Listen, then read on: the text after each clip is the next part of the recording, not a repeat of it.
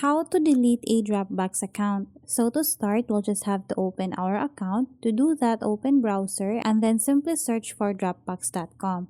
After that, log into your account. Once logged in, we'll have to go on this profile picture icon. After that, we'll have to scroll down and tap on settings. And then in here under personal account, what we need to do is to scroll down, and then at the bottom, you will now see this option, delete my Dropbox. In here, you have to keep in mind that if you delete your account, your data will be gone forever.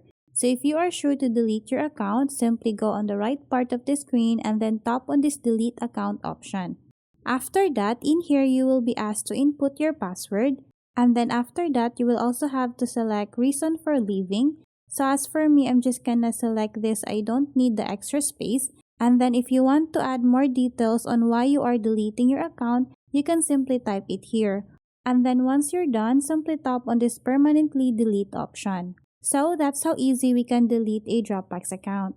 Thanks for watching, and if you find this video helpful, please don't forget to subscribe, hit the like button and then the notification bell so you won't miss any of our future videos. See you on the next one.